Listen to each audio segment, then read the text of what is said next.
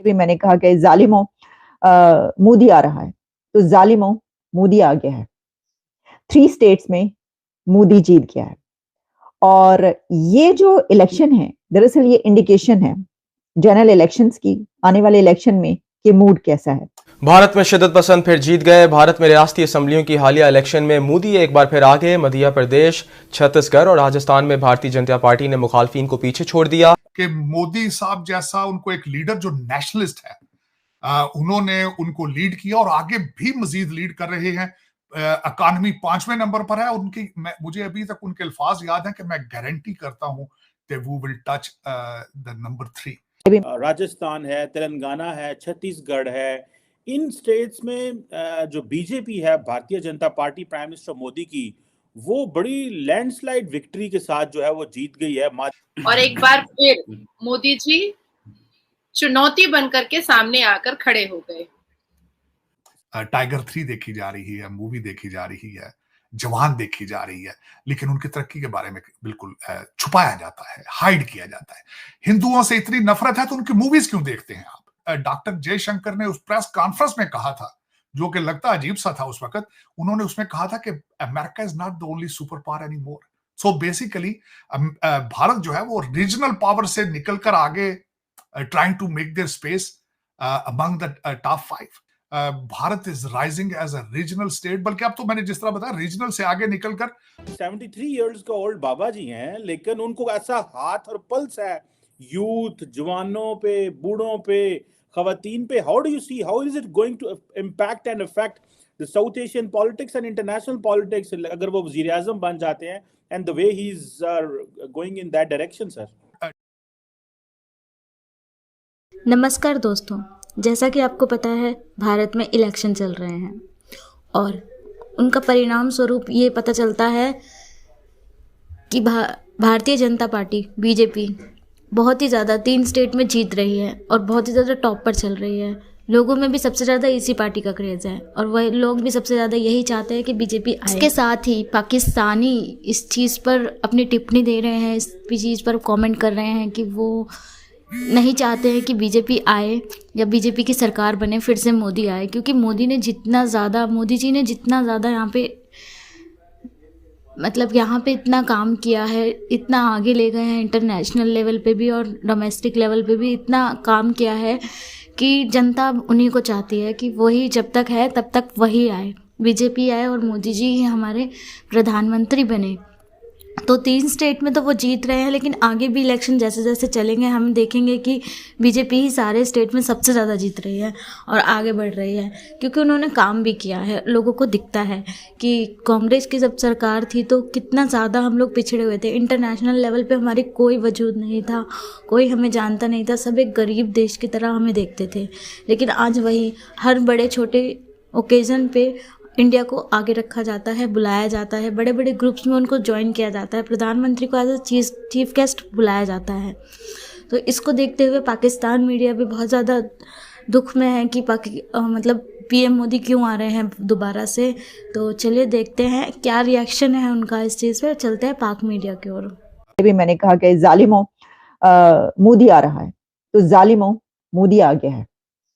3 states में मोदी जीत गया है और ये जो इलेक्शन है, दरअसल ये इंडिकेशन है जनरल इलेक्शंस की, आने वाले इलेक्शन में कि मूड कैसा है। और वो ये है कि जहां पर ये सेलिब्रेशंस हो रही हैं तो वहां पर ये बात कही जा रही है कि मोदी है तो मुमकिन है। ठीक है जी, ये जो एक इस वक्त रिजल्ट की बात कही जा रही है कि ये जो एक सिलेक्शन यानी इलेक्शन में एक इतनी बड़ी जीत है, तो उस पर ये कहा जा रहा है कि क्योंकि जो मोदी साहब हैं उनकी जो लीडरशिप है और जो इस वक्त उनका करिश्मा है और जिस तरीके से वो कंट्री को इतना आगे लेकर गए हैं कि प्राइम मिनिस्टर नरेंद्र मोदी ने कहा कि मैं इसको 5th लार्जेस्ट इकोनॉमी बनाकर दिखाऊंगा, तो उन्होंने 5th लार्जेस्ट इकोनॉमी बनाकर दिखा दिया। वो कह रहे हैं कि अब मैं अपने इस कंट्री को 3rd लार्जेस्ट इकोनॉमी बनाकर दिखाऊंगा, तो वो 3rd लार्जेस्ट इकोनॉमी बनाने की तरफ जो है जा रहे हैं। तो ये सारा जो सिलसिला है ये हमें ये बताता है कि ये जो लीड मिल रही है या ये जो एक जीत की खबरें आ रही हैं, तो इससे ये पता चलता है कि दरअसल ये प्राइम मिनिस्टर नरेंद्र मोदी की जो एफर्ट्स हैं या जो उनकी लीडरशिप है उसकी बिना पर ये जीत है। अब पार्टी की जीत है, उनकी पार्टी की जीत। लेट्स सी यहाँ पे पाकिस्तान के लिए many people saying that it's not a good news. I believe कि Pakistan should not look what India will have or what Modi will have. I think Pakistan should get silent. Pakistan को वो भाई अपने मजहब का टका के इस्तेमाल कर रहे हैं. They are changing the image of India. They are changing India's जो जिसे कहते हैं ना कंप्लीट डायरेक्शन बदलने जा रहे हैं. और आप अगले 5 साल में देखिए, अगले 5 सालों में मोदी इतना तगड़ा होगा, वो इतने बड़े स्टेप लेगा कि आप सोच भी नहीं सकते. ठीक है जी. आपकी मेरा ख्याल है कि जिसे कहेंगे ना कि we just can't even imagine in which way and which direction Modi साहब जा रहे हैं. और ख़वातीन पे उसने बहुत खेला है. ठीक है जी.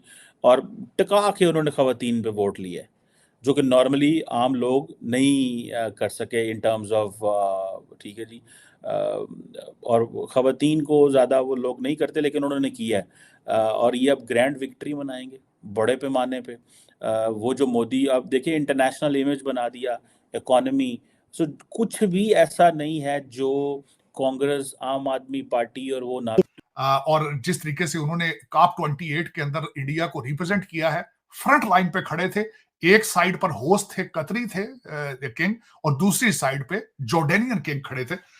और मैं समझता हूं कि Bharat is rising as a regional state. बल्कि अब तो मैंने जिस तरह बताया, रीजनल से आगे निकलकर, जब पिछली दफा टोनी बिल्कन भारत गए थे तो डॉक्टर जयशंकर ने उस प्रेस कॉन्फ्रेंस में कहा था, जो कि लगता अजीब सा था उस वक्त. उन्होंने उसमें कहा था कि America is not the only super power any more.